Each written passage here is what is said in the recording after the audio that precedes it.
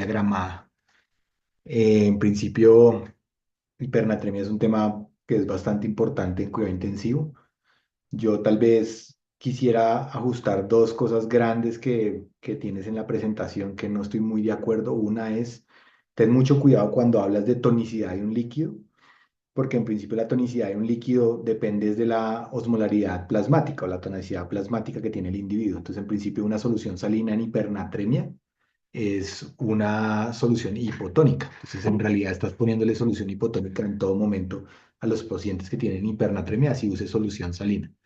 Entonces, usaste con mucha frecuencia el término eh, isotónica y en realidad están hipotónicos con respecto al paciente. Entonces, siempre tengan cuidado de no hablar de la tonicidad de los líquidos y piensen más bien en el paciente. O sea, en condiciones normales una solución salina tiende a ser isotónica, pero en hiponatremia, en hipernatremia son ejemplos donde la solución salina puede ser hipertónica o hipotónica por la razón de cómo está el sodio en ese momento. Entonces, cuidado con los términos. Yo creo que lo entendiste bien, pero cuando se expresan a veces se equivocan. Y lo otro que no estoy muy de acuerdo es ten cuidado con la interpretación que hiciste al final de los estudios en cuanto a que en principio las hipernatremias asociadas al uso de medicamentos hipertónicos en la mayoría de las veces tienen un sesgo muy severo de gravedad que es difícil de controlar, inclusive si haces trucos estadísticos, en la medida en que en principio las personas que tienen más riesgo de morirse son a los que usualmente les ponemos líquidos hipertónicos. Entonces, ese efecto es difícil de atenuar. Entonces, no confundan nunca causalidad con asociación. Entonces, en el caso de las hipernatremias, que son asociadas al uso de líquidos hipertónicos, no siempre la asociación de mortalidad se da por el uso de líquido hipertónico, sino probablemente por la gravedad de inicio. Si hay algo más importante hoy en día y no sé si han visto el artículo de Juan David de las hipernatremias en el estudio SALTI, y es que pacientes que llegan con hipernatremia, no que sea causada, digamos, terapéuticamente buscando controlar un edema cerebral, sino el paciente que tiene el desequilibrio desde el principio, pues es más riesgoso y más peligroso y le va menos bien. Entonces, en esos pacientes hay que tener cuidado porque de base tienen más riesgo de morir. Pero ojo con causalidad, que la causalidad a veces es difícil de demostrar. De resto, creo que la presentación es súper clara, súper bien orientada. Creo que la aproximación que siempre hemos utilizado, que está basada en causalidad y el manejo de estos pacientes enfocados a la causalidad, como siempre nos enseñó el profe Maya, creo que la explicaste muy bien y fue muy clara. Yo no tendría ahí ninguna ajuste y creo que te quedó muy bien. No sé, el profe Perdomo, que también le encanta este tema, si quiere hacer alguna hincapié, alguna precisión. No, pues agradecerle a Juli que haya hecho una presentación tan bonita. Realmente, no solamente académica, sino estéticamente es de las más bonitas que haya visto recientemente. Y creo que la aproximación que hizo desde la parte de la fisiopatología es bastante clara. Ahí me quedó un poquito de confusión y prometo tratar de revisarlo lo de la pseudohipernatremia porque no entendí bien, pero voy a revisar porque no entendí bien, pero me comprometo a revisar. Y, y es un tema que lamentablemente estoy empezando a notar que vemos con más frecuencia porque siento que la popularidad de las soluciones hipertónicas a veces no se compadece con los diagnósticos de los niños y el seguimiento que a veces hacemos del efecto de estas soluciones a veces como que no corresponde al deseo que yo quisiera de ver controles mucho más frecuentes. Entonces, siento con tristeza que a veces nos encontramos con unas hipernatremias que se han sucedido dentro del entorno hospitalario que uno dice, bueno, pues si me sube el sodio de 140 a 147, pues entendible, pero que uno encuentre ahí en un traslado a la unidad sodios por encima de 160, siento que ha habido como como una falta de un chequeo adecuado del balance hídrico y electrolítico y osmoles que los niños se merecen. Entonces, ojalá pudiéramos tener más cuidado y más precaución en vigilar el equilibrio electrolítico y osmolar de los niños que a veces creo que se dejan a la buena del riñón y de la hipófisis y a veces no es suficiente solo esto. Pero felicitar a Juli porque la presentación de verdad estuvo muy completa. Profe, mil gracias. Marito, algo que se le ocurra que nos haya falta. Creo que me uno a las felicitaciones de la presentación de Juliana, creo que fue muy clara, llevando pues como este orden secuencial que el profe Maya tanto recalcaba en el momento de tratar de que tratar, hago énfasis en que nosotros entendiéramos el comportamiento del agua y del sodio, cómo van de la mano pero se regulan independiente y la cosa se complica un poco en la clínica. Yo creo que estoy muy en acuerdo con lo que dice el profe Perdomo. Caemos en la trampa todos de tratar de corregir el número porque pues nos genera ese estrés de ver ese sodio ya sea arriba o abajo y digamos que no nos tomamos el trabajo de entender si era la respuesta que iba a suceder o que esperábamos de lo que se había hecho previamente. Llamado es un poco a entender qué sucedió antes del valor que estamos analizando y qué esperábamos que sucediera según la condición clínica, que usualmente en nuestro trabajo no es normal, sino por el contrario está alterado en todos los sistemas. Pues creo que eso nos lleva a tratar de entender qué hiciera el riñón o qué hiciera la hipófisis para tratar de entender ese valor. Pero esto no, nomás, creo que es una gran presentación, Juliana. Marito, muchas gracias. Entonces, si les parece bien, vamos a continuar con el taller. Como hemos hecho ahorita en estos últimos tiempos, pues vamos a hacer un ejercicio primero de algunos casos eh, teóricos cortos y luego sí nos dedicamos a revisar lo que contestaron o lo que consideran del taller que les mandamos. ¿Ven todos mi pantalla? Sí.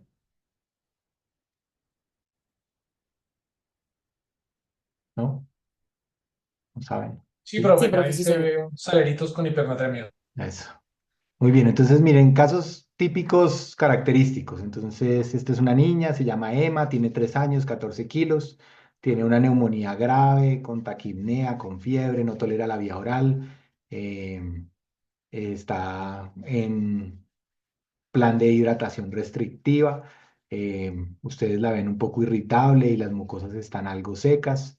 La diuresis le reportan como conservada y definitivamente ustedes no evidencian signos de choque. Cuando les pasan los laboratorios, pues ustedes ven que tiene el sodio en 154, el potasio en 38, la glucosa en 92 y la osmolaridad plasmática la calcularon en 312. Y les pasan el multisticks porque ustedes son juiciosos y la densidad urinaria les da 10,25. Entonces, ¿qué tipo de hiponatremia consideran que es este caso y qué le harían?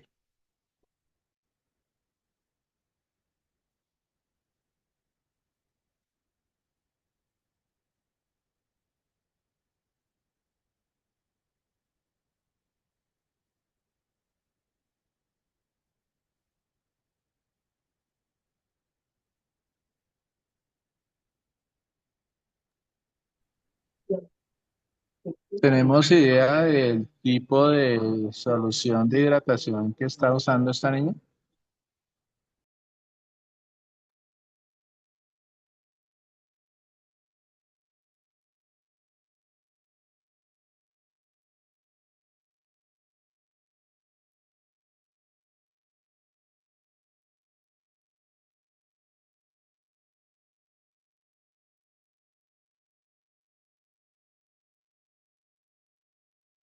¿Ninguno?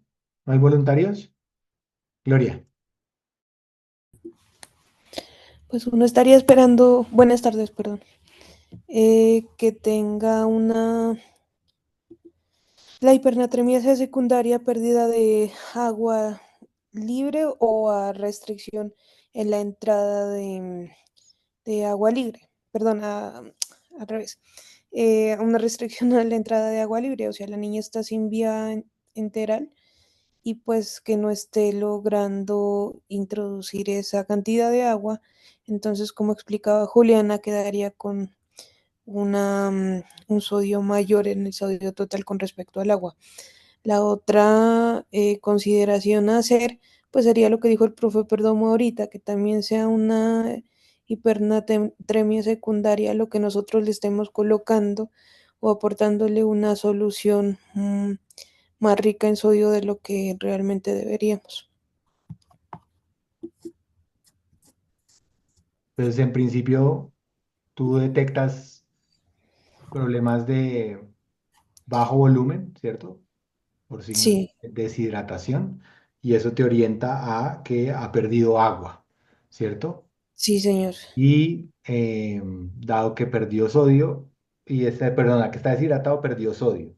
Y como tiene el sodio sérico alto, pues también perdió agua. Entonces ha perdido Sino agua que y fue sodio, mayor pero ha cantidad. perdido más agua que sodio, ¿cierto? Sí, señor. Eso lo confirmas porque la densidad La urinaria densidad urinaria es más alta.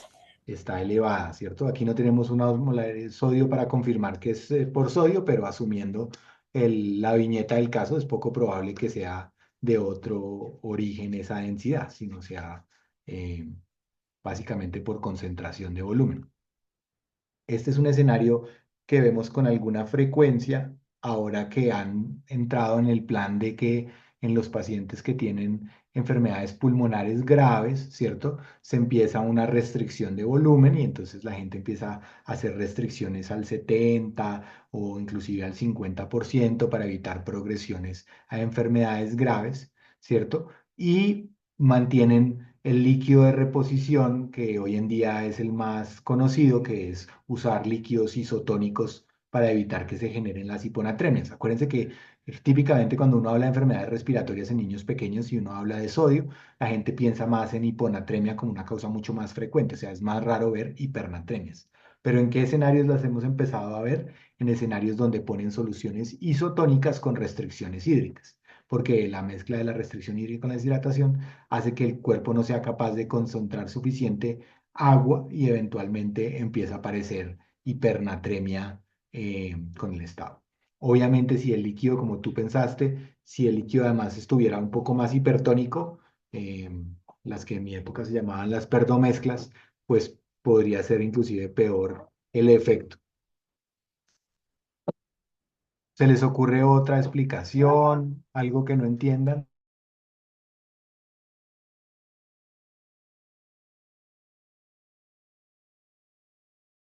Profe, perdón, ¿alguna otra pista o algo que se le ocurra?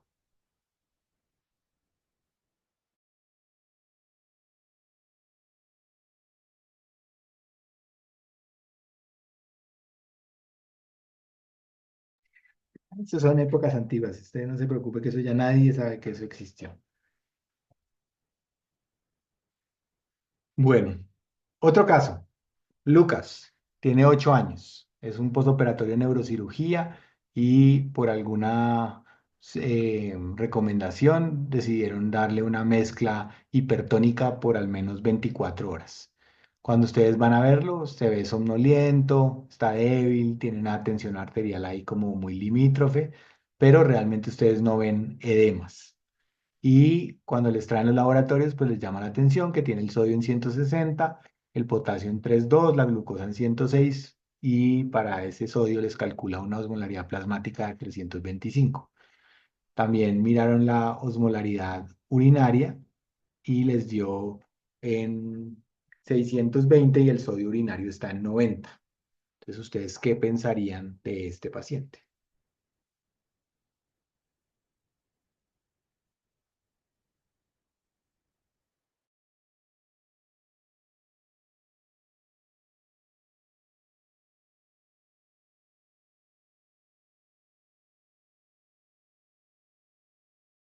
Profe, yo puedo participar.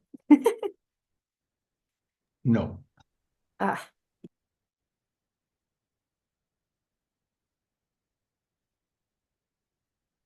Eliana, Hola, buenas tardes. Entonces, yo consideraría pues que es una hipernatremia hipovolémica con una pérdida del agua libre, que si vemos que la osmolaridad urinaria es mayor que la osmolaridad plasmática y el oxoide urinario es alto, podríamos pensar que es una diuresis osmótica o una enfermedad renal, eh, o que pues hay un abuso de diuréticos que pues no está registrado ahí. No pensaría que sea de origen central, pues porque la osmolaridad plasmática no es mayor que la urinaria. perfecto. ¿Qué le harías? Bueno, a ese paciente nos tocaría eh, iniciarle realizarle una reposición de agua con una solución salina al medio o agua libre.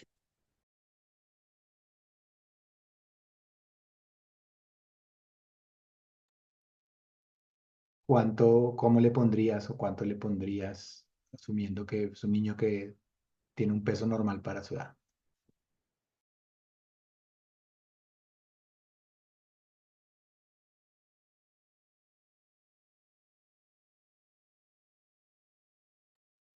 Le colocaría de 2 a 3 milimoles por litro hora para una corrección de máximo 12 milimoles. Ya hago la corrección que no tengo un lápiz a la. Tranquila. Profe Perdomo pregunta, si ustedes fueran el riñón de Lucas, ¿qué osmolaridad quisieran, qué concentración urinaria quisieran lograr?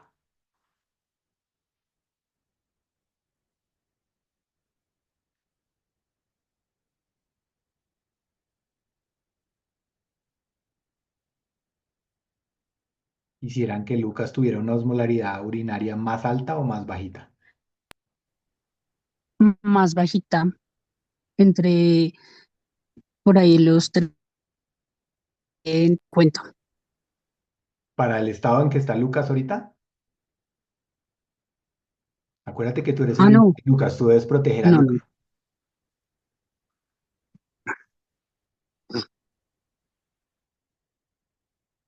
Mm,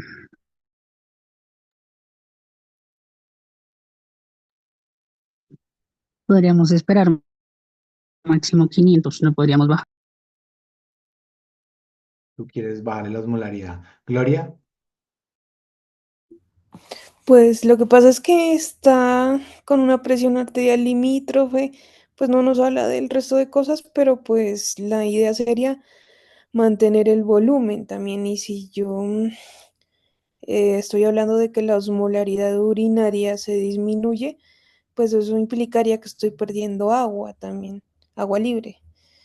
Yo trataría es más bien en mantener esa agua en la parte intravascular y probablemente esa osmolaridad urinaria debería aumentar un ¿hasta poco cuándo es más. lo máximo que concentra el riñón de un niño sano de 8 años, no chiquito? No, no me acuerdo, profe. Piénsenlo en multisticks. ¿Qué multisticks han visto? ¿Han visto 10-10, 10-20, 10-30, 10-40, 10-50, 10-60? 10:30, 10-30, 35. que serían es,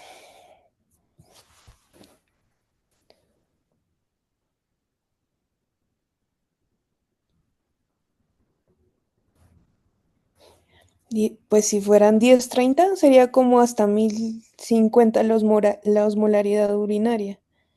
Y si han visto 10-30, quiere decir que por lo menos hasta 1000 han visto concentrar un riñón. Hasta, sí. Entonces, miren que este riñón está lejos de estar cerca de la concentración máxima que uno esperaría que pudiera lograr. Angie, ¿levantaste la mano? Sí, sí, señor, iba a decir que hasta 1000, hasta 1200 se puede llegar la concentración de la orina. Exacto, está 10:40. Entonces la pregunta sería, ¿por qué creen que no está pudiendo concentrar más? ¿Se le dañó el riñón a Lucas o algo le está evitando que concentre más la orina?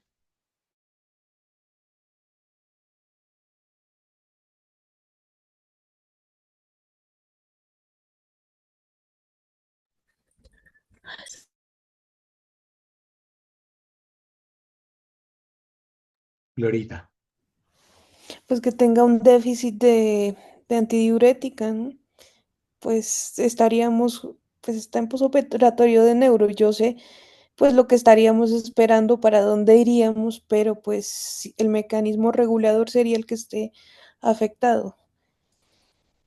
Yo les hago una pregunta que además lo dijeron al principio cuando iniciaron el análisis del caso, y es que yo les oí decir que este paciente estaba hipovolémico.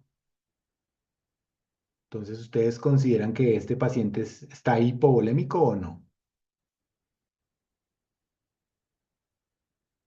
Porque los oí decir que estaba hipovolémico, pero luego los oí decir que iban a reponer agua libre. Y si yo le entendía a Juliana, pues la solución aquí es reponer. Para los hipovolémicos, yo le entendí que había que poner soluciones eh, normales, cristaloides. ¿Ustedes qué consideran? ¿Sería una buena idea aquí o no tanto?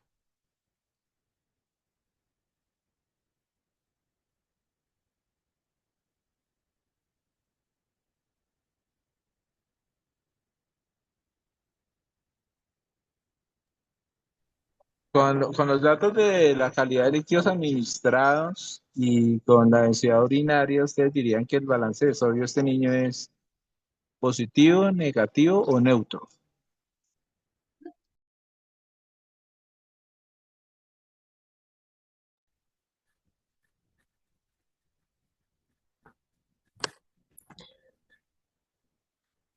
Gloria. Profe, O Angie.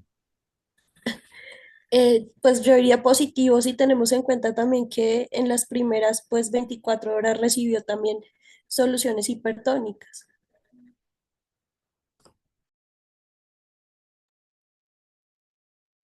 Y si te digo que era 1 ml/h.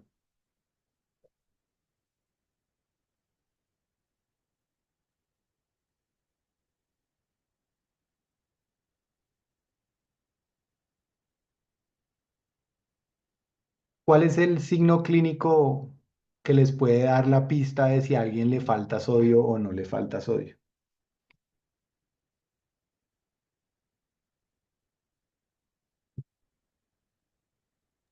¿El estado de conciencia? No, porque el estado de conciencia, el síntoma te lo puede dar la misma cirugía, los sedantes de la cirugía, te lo podría dar hipernatremia, te lo podría dar hiponatremia. Hay un signo muy característico en estos pacientes que te dicen que el paciente le falta sodio total, que es que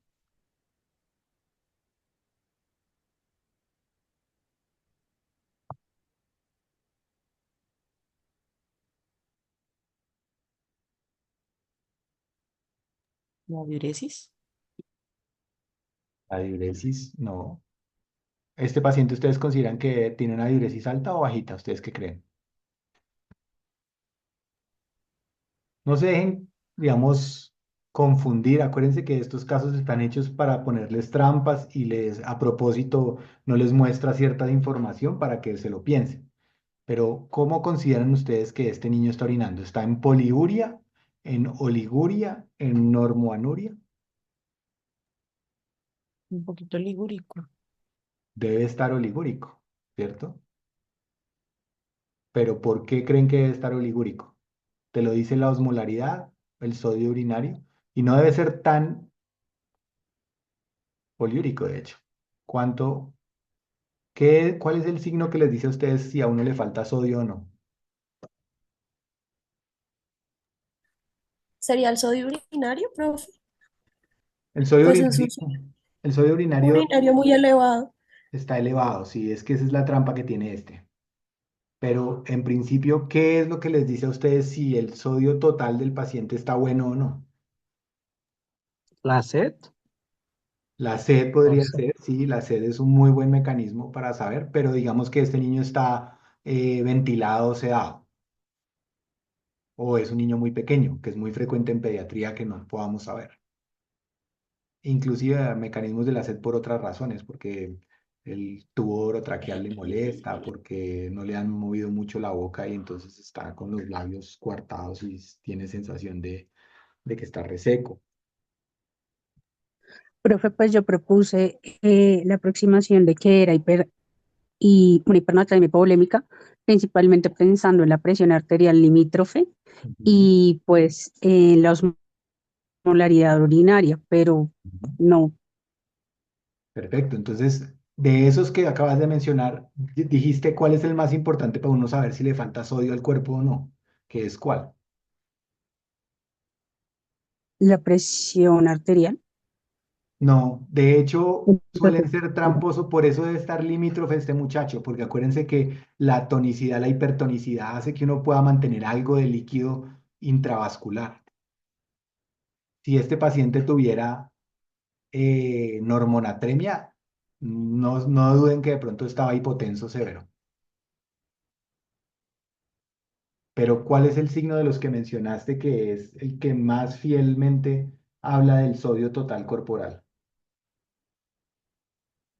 pues la osmolaridad urinaria, No. o la osmolaridad plasmática, perdón. La osmolaridad plasmática, no. Ustedes, no sé si alguna vez oyeron al profe Maya hablar de que el sodio era el acuacrito del cuerpo. No sé si lo oyeron, pero que uno con el sodio podía tratar de determinar si a uno le faltaba o le sobraba agua. Entonces, lo contrario también es verdad. Uno sabe si a alguien le falta o le sobra sodio por su estado de deshidratación. Entonces, si este paciente ustedes consideran que es un paciente deshidratado, ¿cierto? Quiere decir que a este paciente, a pesar de que tiene sodio en 160, le falta sodio. Lo que pasa es que le falta más agua que sodio, pero le falta sodio. Y si ustedes quieren rescatar a este paciente, probablemente la mejor solución para utilizar sea un cristaloide. Y eso se los está dando la pista de la tensión arterial limítrofe probablemente, ¿cierto? Pero también les está dando la pista la falta de la concentración urinaria. El hecho de que él no pueda concentrar más es porque probablemente está recibiendo señales de que hay falta de volumen intravascular, a pesar de que el sodio no suele ser frecuente la causa y a pesar de ese sodio urinario. Entonces, este paciente está teniendo un fenómeno de eh, pérdida de eh, mucha agua, ¿cierto? Pero también tiene pérdida de sodio y por eso está empezando a perder o tener signos de deshidratación y por eso tal vez el riñón no es capaz de concentrar como uno quisiera el sodio urinario. Entonces, no se les olvide nunca que la deshidratación es la que les dice si el paciente necesita o no necesita sodio. Si el paciente estuviera hipervolémico, probablemente necesitaría que le sacaran sodio. Si estuviera normovolémico, probablemente podrían darle solamente agua libre y con eso se podría recuperar. Pero si ustedes consideran en su pensamiento, y fue lo que Eliana dijo al principio, que ves que hay hipovolemia, pues debes reponer agua y sodio, porque si no, este paciente no se va a recuperar rápidamente. Acuérdense que en general, y lo que les dije al principio de la presentación, cuando terminó la presentación de Juliana, es no olviden nunca que una solución cristaloide, ¿cierto? Es hipotónica para un paciente hipernatrémico. O sea, en principio están reponiendo sodio y agua, pero están reponiendo más agua que sodio. Entonces, probablemente la mejor cambio que podrían hacer es quitar esa solución salina al 3% si es lo que está recibiendo y empezar a darle agua a ese paciente, que es lo que le está faltando, ¿cierto? Con su sodio, ¿cierto? Para que se mantenga todavía el estado de la intravascular adecuado. Entonces, este paciente yo no le daría agua libre, yo le daría soluciones cristaloides, ¿cierto? Y eso, si mi pensamiento es correcto y mi riñón está funcionando, lo que podría presentar inicialmente es un descenso lento del sodio, un aumento de la osmolaridad y una caída leve, inclusive todavía más de la orina, sin causar hipervolemia y más bien el paciente tendería a estabilizarse un poco, a mejorar la tensión arterial, a bajar la frecuencia cardíaca. No siempre se dejen guiar solamente porque es posoperatorio quirúrgico o porque tiene solución salina al 3%. Piensen siempre también en qué es lo que debe hacer o no el riñón. No sé si más o menos les quedó claro, si dije alguna barbaridad. Profe Perdomo, si quiere resaltar algo puntual, adicional. Eh, yo quisiera ponerles como un ejercicio que se me acaba de ocurrir. ¿Estarían de acuerdo? Espéreme, profe, le hago una... No, pues igual me tienen sin cuidado si están de acuerdo o no. No, yo lo que estoy es buscando hacerle una para anotar. Entonces, venga, asumamos que este niño pesa 25 kilogramos. ¿Sí? Y entonces alguien pensó que sí le faltaba volumen sin saber cuánto tenía de sodio. Y como pesaba 25 kilogramos, decidió pasarle, como en los viejos tiempos que fueron hasta ayer por la tarde, 500 mililitros de lactato de rin. Entonces la pregunta del ejercicio para que se tomen toda la semana de pensarlo es cómo inicialmente se distribuyen esos 500 mililitros en los diversos compartimentos que tiene este niño. ¿Todo claro o hay que repetirlo? 25 kilos, 500 mililitros de lactato de rince y después de que pusieron el bolo, entonces les llegó el reporte del sodio que está en cuánto, es que ya ni veo, 160. en 160. Entonces ahí ustedes hacen el ejercicio de, ay, venga, ¿para dónde agarró estos 500 mililitros de líquidos?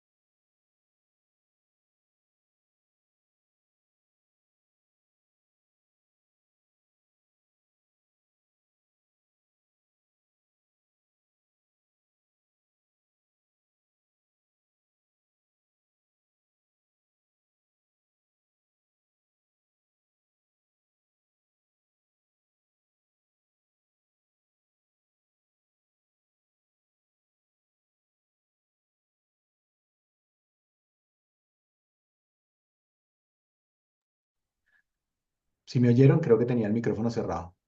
Entonces, Valentina, 6 años, tumor hipotalámico, poliuria severa, mucha sed, ha tenido pérdida de peso reciente, no está recibiendo diuréticos ni sueros hipertónicos y le reportan un sodio en 158 con ese potasio, ese cloro, la osmolaridad se calcula ahí y cuando van a ver la densidad urinaria está en 10,02. ¿Cuál consideran ustedes que es el origen de la hipernatremia de Valentina y qué harían?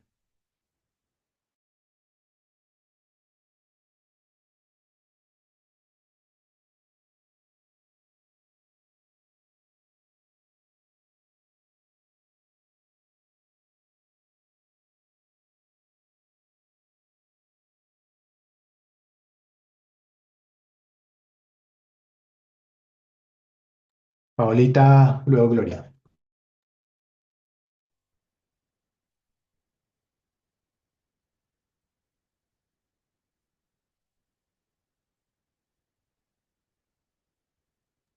Tienes el micrófono abierto, pero no te escucho.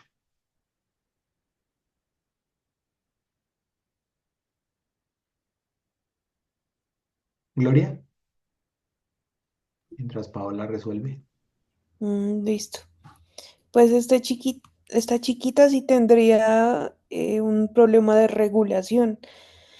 Está perdiendo tanto sodio como agua y pues nos está hablando de que está perdiendo peso, entonces probablemente está perdiendo volumen total de los dos en general, pero más de agua, por eso que hipernatrémica. Eso nos lo confirmaría la osmolaridad urinaria que nos muestra que está sacando más agua junto con pues, la densidad que se presenta ahí, entonces sería una falla en ¿en qué es? En la antidiuresis. Y el manejo sería, pues, colocar eh, hormona antidiurética. Bueno, muy bien, entonces en principio tú lo que dices es que está perdiendo agua y está perdiendo sodio. Porque, ¿cuál sería el signo para ti de que está perdiendo sodio? Pues tiene pérdida de peso, ¿no? Estás perdiendo volumen total. O sea, probablemente se ve, está con sed, está deshidratada, pero al punto de que también llegue, pues, no sé qué tan severa sea la deshidratación porque no tengo más signos, pero sí está perdiendo volumen en general.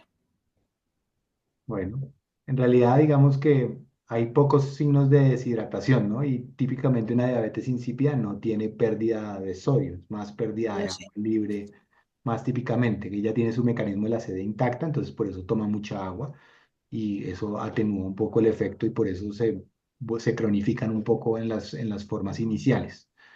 Em, pero de resto, estoy perfectamente de acuerdo contigo, tiene el sodio alto con una densidad urinaria bastante baja, probablemente esté poliúrica, ¿cierto? Sí, señor. Y por ahí es que está perdiendo el agua y como tiene un tumor hipotalámico, entonces probablemente el origen sea efectivamente origen central. ¿Cómo se hace típicamente el diagnóstico si tuvieras la duda? De pronto el tumor hipotalámico no es muy grande o no tienes un tomógrafo. ¿Qué podrías hacer para ver si es central o es periférico?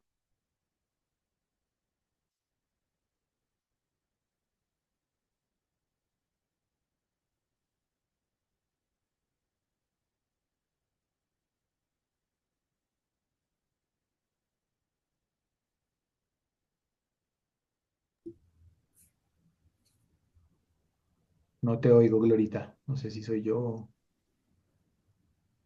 Veo tu micrófono abierto, pero no te oí. ¿O no estabas hablando? ¿Aló?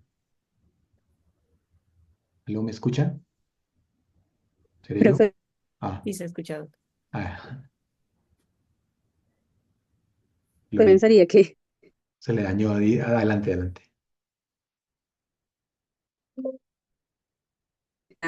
pensaría que se podría,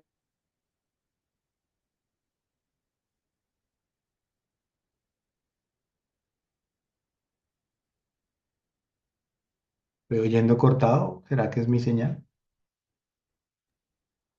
No, profe, se escucha cortado. Ah, bueno. ¿Alguno que conteste que tenga señal?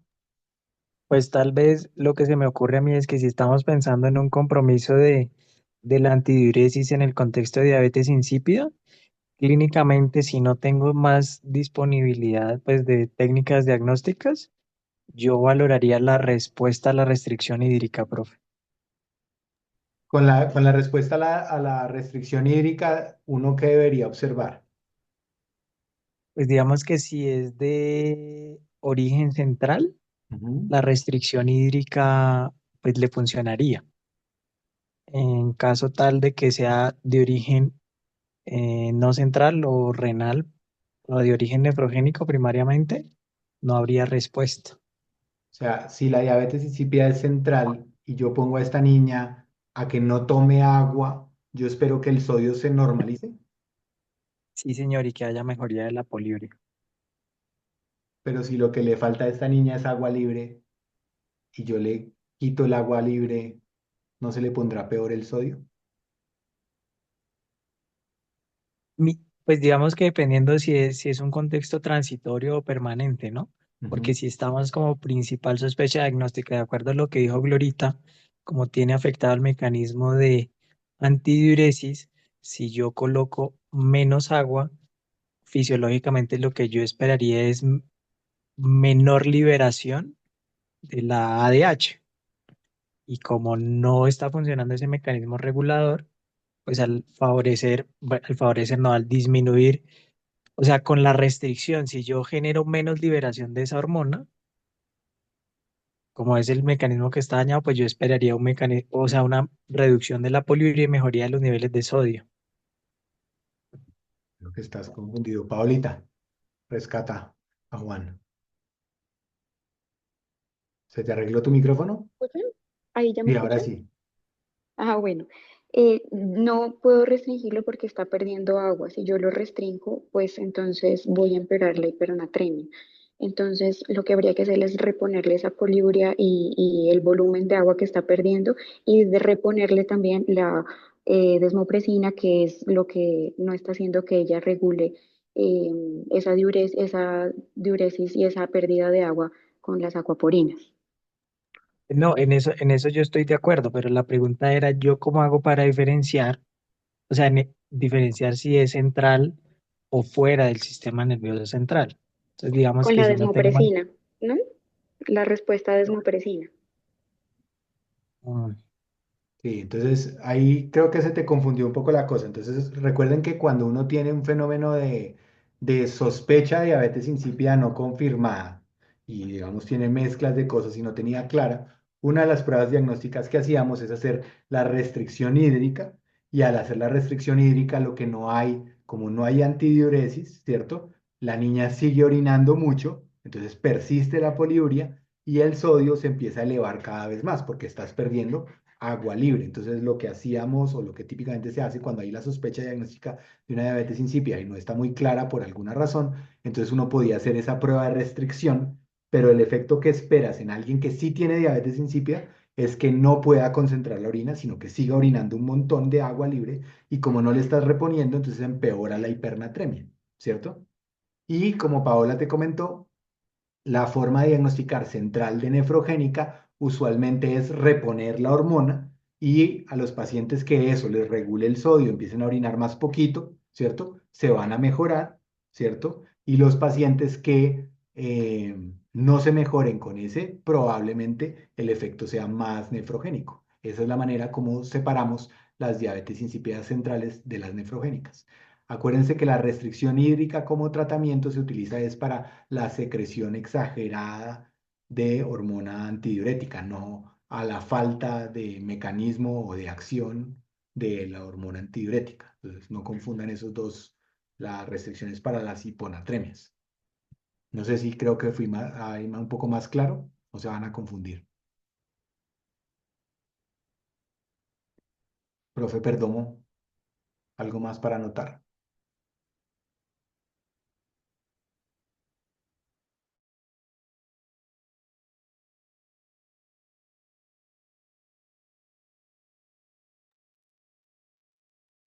Bueno, muy bien.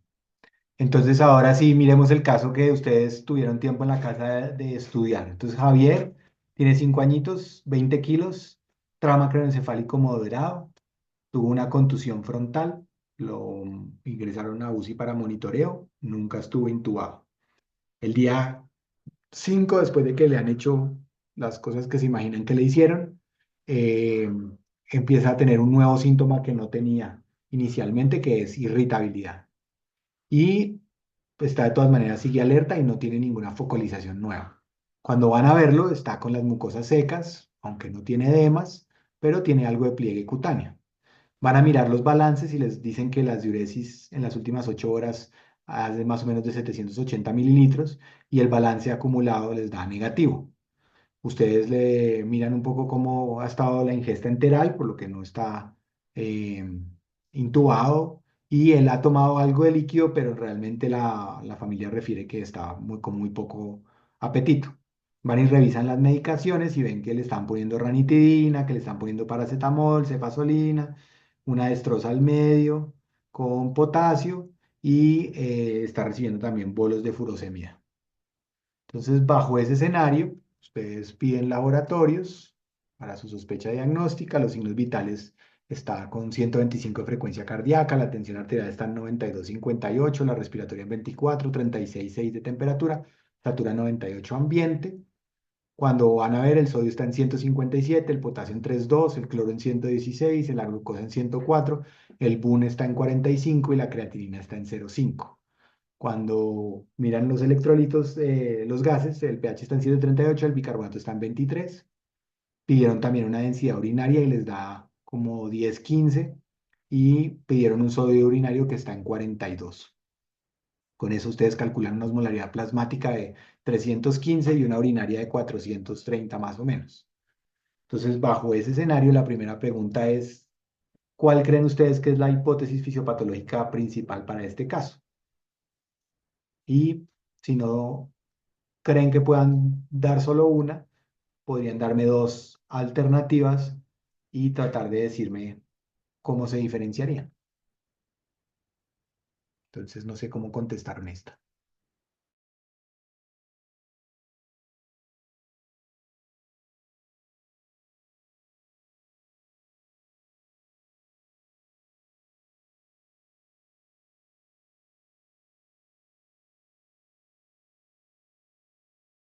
Paulita. Bueno, a mí me pareció un poco difícil el caso porque no podía como encasillarlo en una sola causa probable, pero voy a intentar hacer como el análisis que yo hice. Entonces, es un paciente con hipernatremia que ha tenido baja ingesta de líquidos orales y alimentación. No pareciera o aparentemente no tiene pues eh, polidipsia o su sed no está aumentada. Ha tenido hidratación endovenosa con una solución que es hipotónica. Su densidad urinaria pues está como intermedia, no tan baja como esperaría si yo quisiera, si yo pensaría en una diabetes insípida. La osmolaridad del paciente está en 335, que es elevada, y la osmolaridad urinaria también en 462, que también muy alta para esperar a que sea diabetes insípida. El sodio urinario también está alto, que me parece que era un dato que tampoco me coincidía. Tenía una relación con creatinina elevada, una hipocalemia, una hipercloremia, la glucosa normal, los gases, pues con los dos datos que tiene pareciera pues normal o límite inferior para la acidosis, y un gasto urinario de las 8 horas de 4,8 mililitros con un balance previo negativo. Entonces, yo creería que este paciente está deshidratado y que le está faltando agua y que aparte de eso yo le estoy colocando o le estoy forzando su diuresis. Entonces, pues lo que yo creería que él está perdiendo más agua que soluto y que el sodio que se está perdiendo realmente en el riñón es por el efecto de la furosemida. De todas maneras, también podría pensarse por el antecedente que esté empezando una diabetes insípida, aunque pues no es el cuadro clínico más florido en el que uno espera pues una poliura franca con una deshidratación como el caso anterior que vimos. No sé qué piensan mis compañeros.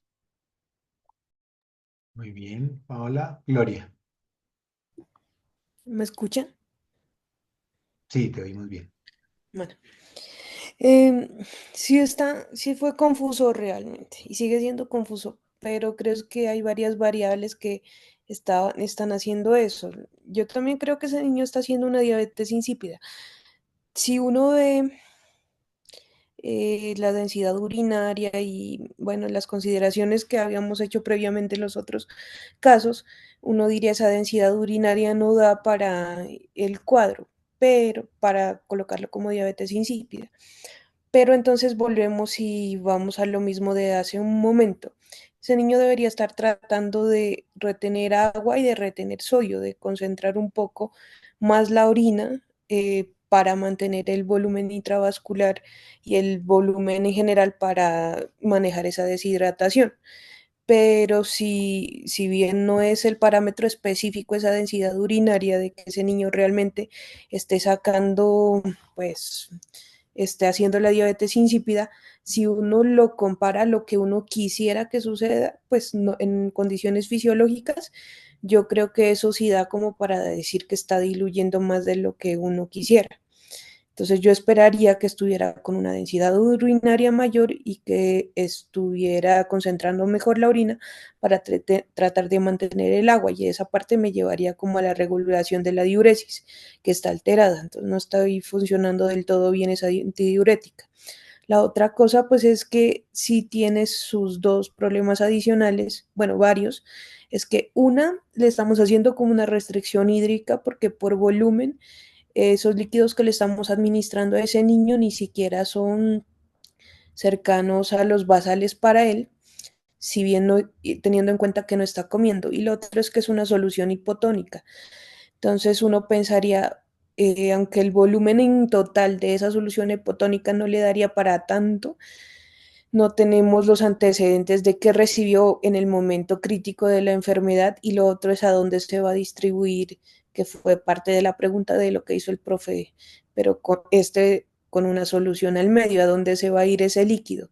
Si estoy deshidratado, pues pensaría que si ya tiene la deshidratación intra y extracelular, pues trataría de irse como primero al espacio intracelular. Ahí nos aclara que no está dematizado, pero pues recién estaríamos como recuperando el volumen que perdimos en algún momento de toda la evolución del cuadro clínico. Entonces, realmente mi propuesta es que hay una mezcla de mecanismos fisiopatológicos que además también está afectado por el hecho de que le aporto poco, le quito con la furosemida, pero también tengo una alteración de la regulación central. Eso fue lo que coloqué yo. Muy bien, Glorita. Todito. Eliana.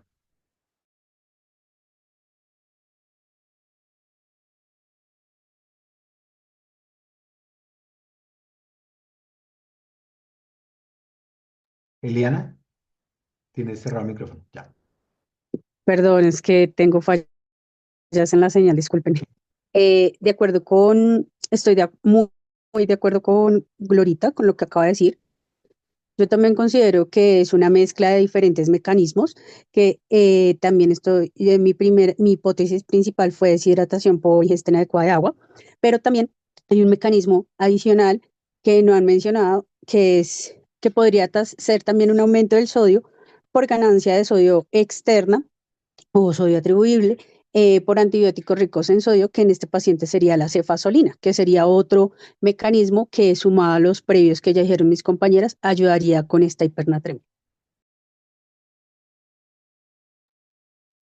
Bueno, entonces, por lo que les pude oír, describieron los tres mecanismos posibles de la hipernatremia. Algunos hablaron de hiponatremias hipovolémicas por alteración del mecanismo de la sed. Otros hablaron de diabetes insípida, que simplemente está enmascarada o mezclada, e inclusive pensaron también en cargas aumentadas de sodio entre los antibióticos como causa de exceso en el aporte de sodio. ¿Están todos los demás de acuerdo? ¿Alguien pensó en algo diferente?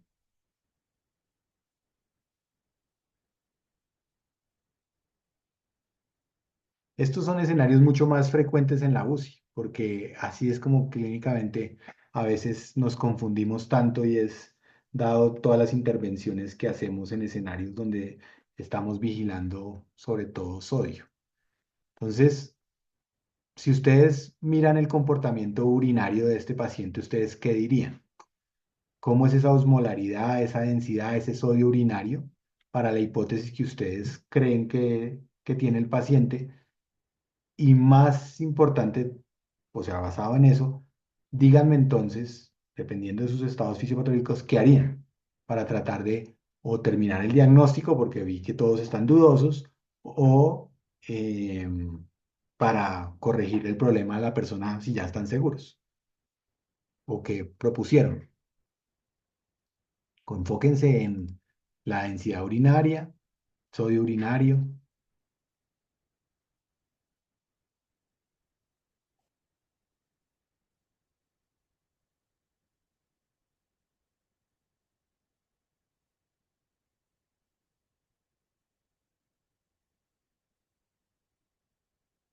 ¿Qué le hace la furosemida al riñón? Pregunta.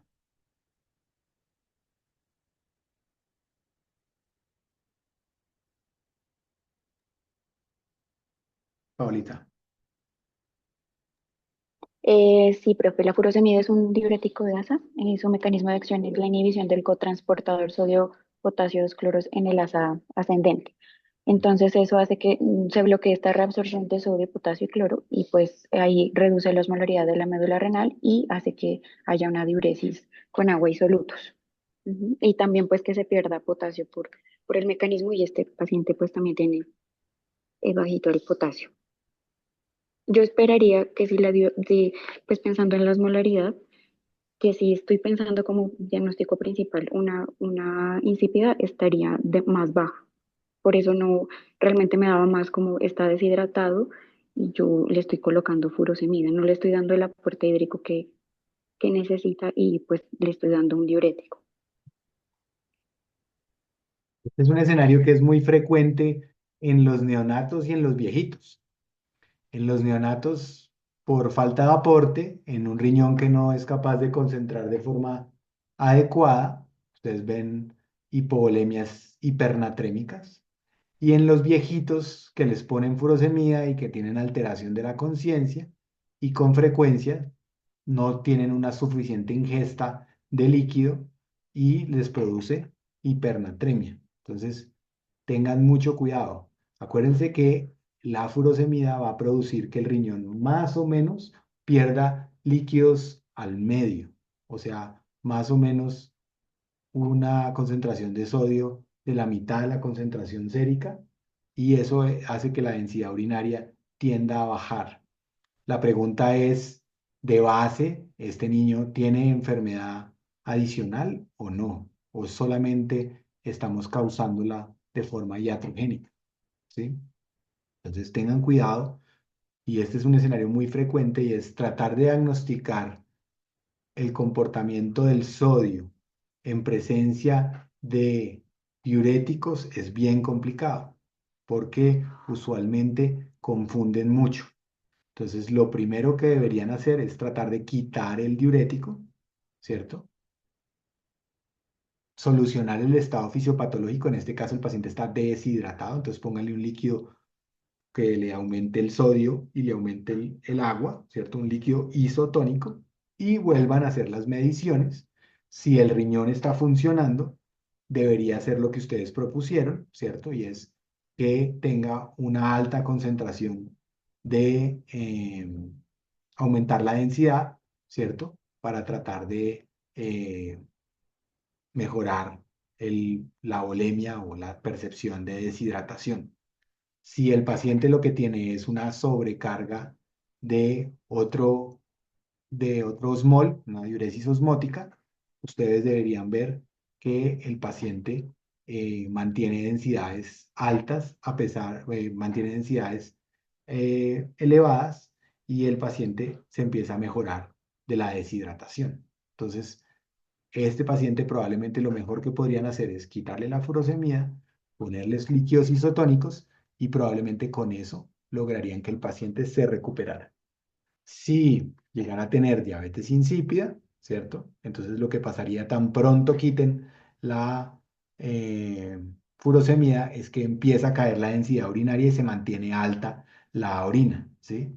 Acuérdense que todos estos tienen algunas trampas, como ustedes vieron que el paciente estaba poliúrico, ¿cierto? Entonces no es frecuente uno estar deshidratado y poliúrico, ¿cierto? A menos de que alguien esté poniendo furosemida, por ejemplo.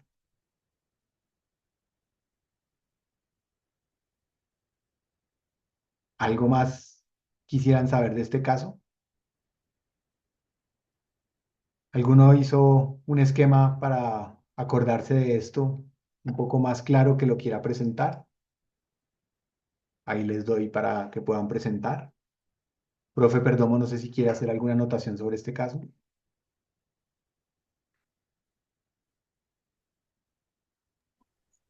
Sí, pues es un caso difícil, pero creo que la idea es no dejarse engañar y saber que nosotros tenemos un sistema hormonal que controla el agua y un sistema hormonal que controla los moles.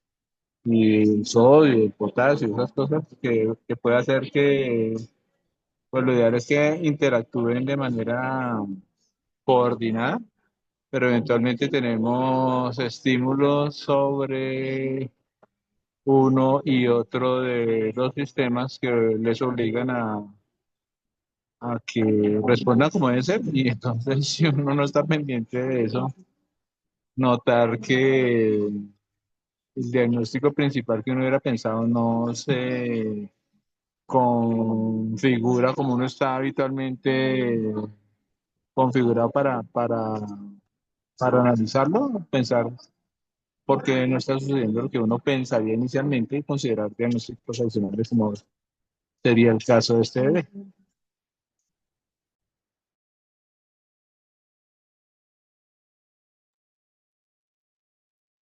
No sé si, claro, si tienen alguna pregunta.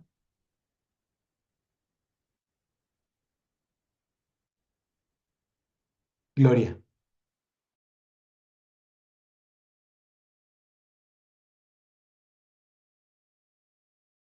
Profe, yo tengo mi esquema para presentarlo. Adelante.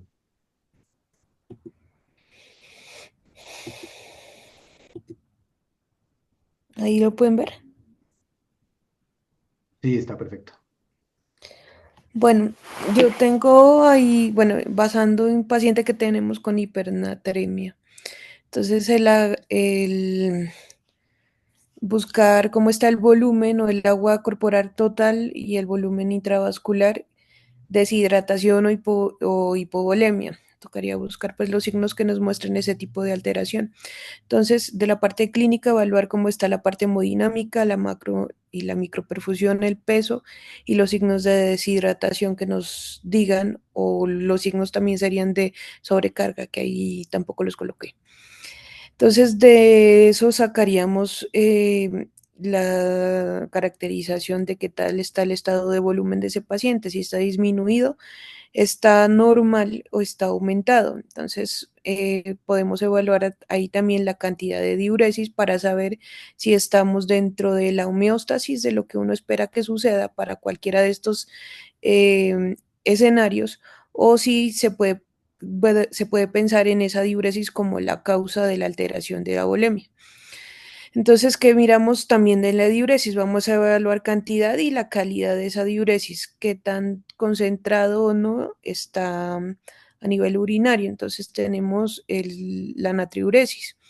Si uno mira los esquemas que están en muchas partes, pues colocan el 20 miliequivalentes por litro como uno de los puntos de corte. Y yo lo vi que Juliana también lo presentó dentro de su charla, aunque yo me acuerdo que en alguna vez, en alguna revisión con el profe Maya nos mostró eso, después cuando volvió a pasar, pues obviamente sale, pues la recomendación fue cuál es la natriuresis normal. Entonces, pues normal para qué, ¿no? Si estoy esperando que un paciente realmente necesite sacar sodio, no tengo un número fijo, sino que depende de cuánto sodio me está sobrando realmente o si no me está sobrando sodio o si me está sobrando agua.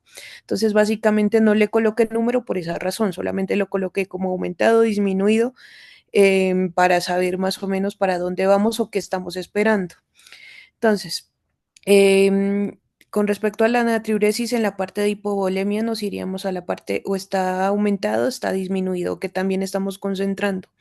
Si está aumentada, pues vamos a tener unas pérdidas renales de sodio y agua, pero en general esto nos va a orientar a ciertos diagnósticos como la utilización de diuréticos, las posobstructivas y la enfermedad renal intrínseca.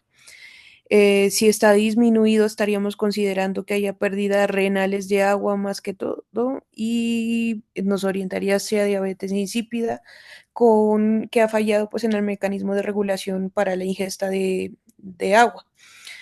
Y las pérdidas extrarrenales de agua, que ya son las insensibles o por diarrea, fístulas o por otras adicionales.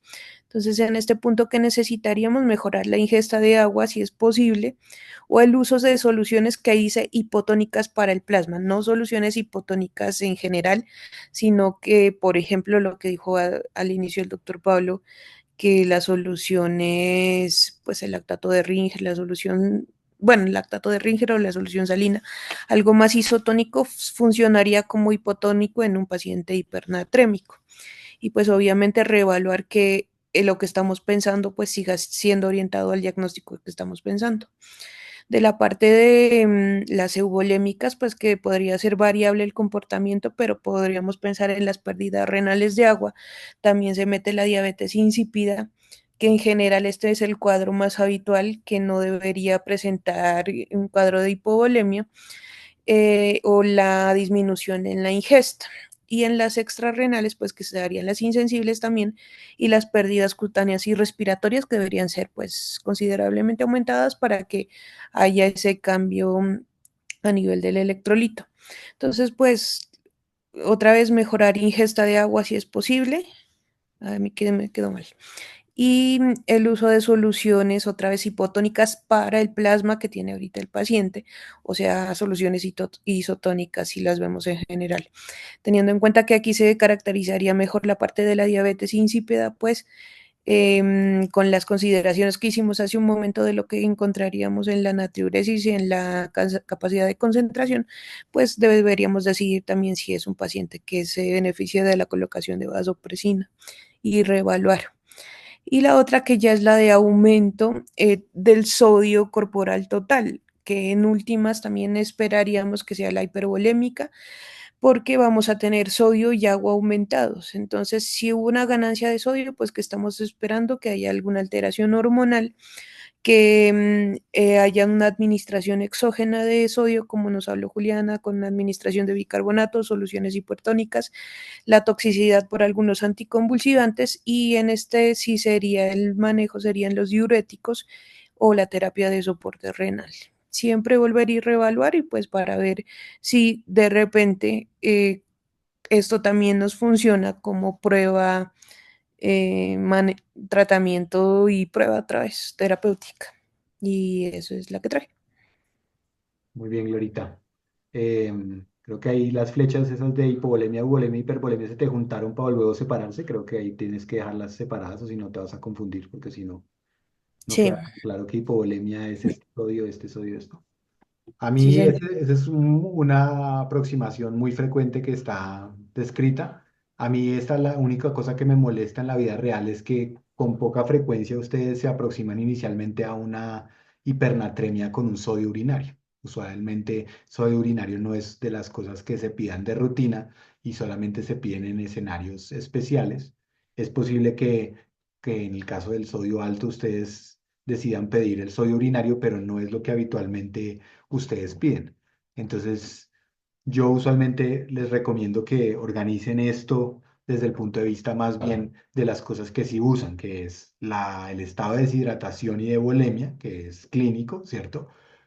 Y agréguenle lo que típicamente tienen. Ese es un paciente poliúrico o es oligúrico, un poco como lo mostró Juliana, y basen más en el cálculo de la densidad urinaria en relación a la densidad plasmática. Y siempre piensen los casos en si la osmolaridad urinaria debería estar, asumiendo que es hipernatremia, ¿cierto? Uno esperaría que la densidad urinaria estuviera mayor que la densidad del plasma para no tener un problema de falta de hormona antidiurética. Entonces, creo que es más fácil aproximarse con volemia, deshidratación, densidad urinaria y poliurias o ligurias. Y de ahí en adelante los casos difíciles sí pueden tratar de ayudar a describirlos un poco con el sodio urinario. Muy de acuerdo contigo y que lo que mencionaba mucho Maya también, y es que ese cuento de los valores normales de sodio que aparecen en muchos de los algoritmos, eso es bastante difícil de interpretar. Traten de no interpretar fenómenos fisiopatológicos con bloqueos diuréticos, porque eso complica un poco toda la cosa. Ustedes ven que es una de las causas típicas, pero sobre todo les enreda mucho la vida. Entonces, traten de quitar el diurético para poder hacer el diagnóstico o traten de hacer el diagnóstico antes de poner el diurético si es lo que consideran que van a manejar, para que no se les enrede la cosa. Pero de resto creo que está muy claro, ahorita muy bien. Bueno, en aras del tiempo y la relativamente calma presentación de hoy, entonces creo que dejemos por ahí. felicitarlo a Juli nuevamente por su buena presentación y ahí les dejó otro caso el profe Perdomo para que nos lo manden también si quieren por eh, correo. Profe Perdomo, no sé si algo más.